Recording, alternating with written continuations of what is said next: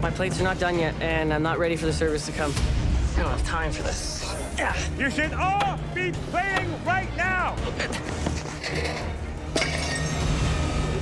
Slippery. Sorry.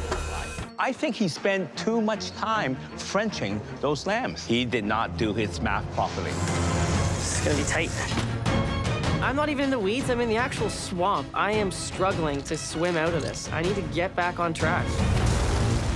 The top 3 home cooks have been given their very own pop-up restaurants. 10 minutes, you only have 10 minutes left. Their guests will be 30 of Canada's most influential food bloggers and the judges. The winner of this challenge will earn the first spot in the finale. The stakes of the semi-final are incredibly high. Beautiful. You gotta make sure these influencers are impressed and like your dish, because what they say can make or break you. Okay. Home cooks, the bloggers, and tastemakers are arriving. Holy cow. Pressure. Do not stop cooking. Even though all these people are arriving right now, I just need to not pay attention to them and do what I need to do. I have a soft spot for Yorkshire pudding, and they look perfect. I can't wait to taste it. The end goal is to work in a restaurant, start at the bottom in the kitchen and work my way up until become the best. There's less than 3 minutes to go before the servers begin to pick up their plates and deliver them to the influencers. It is wildly intense in this kitchen right now. I can hear commotion going on in front of me. I'm legitimately pouring sweat. My plates are not done yet, and I'm not ready for the service to come. I don't have time for this. You should all be plating right now. Slippery. Sorry. I have to refocus, get organized, and start pumping out plates. He's pushing himself really hard. Push it, folks. Push it, push it, push it. 20 seconds. In 20 seconds, the servers will be picking up. Come on, Michael. Come on, Andy. Come on, push, push, push, push, push. Service starts now. It's the grand opening of the Home Cooks pop-up restaurants. They better hope their food is ready for its close-up. I'm happy the way mine looks. May the best person win. This is my type of food, is my family, like merging into one. I took on a lot with this, but I know it's going to taste amazing. At Andy's Halifax Hawker House, the guests have been served his Korean spice Nova Scotian halibut tartare with caramelized kimchi and yuzu curd. Let's dig in. Well, I can tell you one thing. It does look like something that you would get from a hawker stand. But, you know, this is a pop-up restaurant. I would like to see a little bit more refinement in the presentation. He loves to work with Asian flavors. I think he's nailed the halibut. I love the flavor of it. However, I think the caramelized kimchi was a mistake. It overpowers the delicate flavors of the halibut. He was a little heavy-handed. He needs to pull back a little bit and find the balance. I thought it was very creative, absolutely beautiful plating. The balance between all the texture, the sweet, the salty, the spiciness was amazing. We took pictures. We're definitely going to share it on our blog, so I think it was great. I would give it a 9.5. The influencers at Beccy's UK Gastropub are eating her squab 2 ways with carrot puree, shredded Brussels sprouts, and Yorkshire pudding. I really admire Beccy's plating. It's elegant. I like the fact that the sauce is not too heavy-handed. Looks like somebody that has a lot of skill plated this. Let's see the cook on the squab. I would like to see a nice medium rare. That is perfect. Incredible. Perfectly cooked. Doesn't need much more than just a little bit of salt. It still has great flavor. Look at this. She's got a Yorkshire pudding here. She has some of the jus inside of it. Very smart. I think it's a great idea, but I find the Yorkshire pudding a little dense. It felt like a home-cooked meal, which is what we liked about it, I think.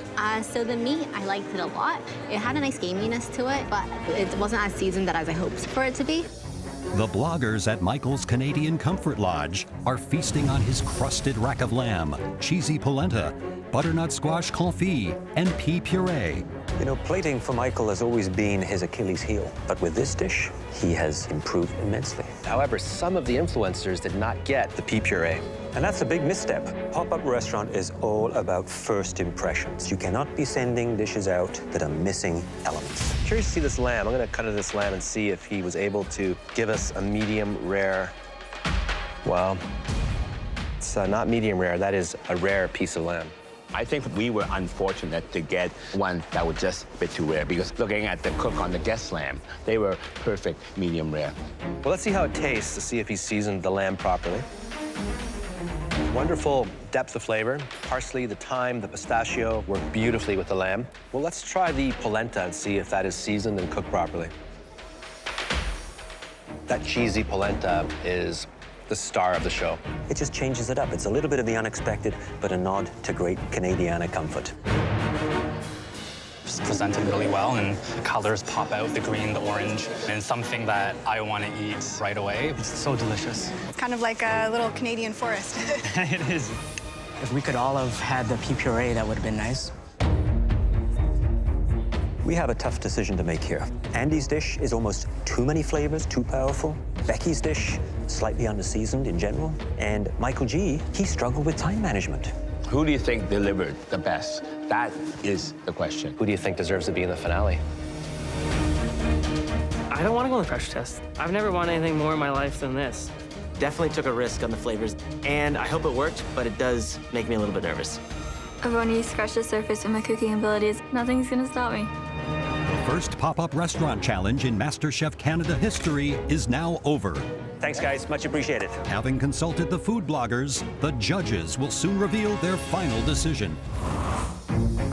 Your pop-up restaurants gave you a sense of what it's like for a chef to put their reputation on the line. Overall, the reviews were very positive. Beccy, the squab, was perfectly cooked. However, a few elements lacked seasoning, and your Yorkies were a bit dense. Michael G, this was your best-looking dish to date. Wow. Unfortunately, you were not able to get all your components on every plate, and the cook on the lamb was inconsistent. Andy, you created a true original.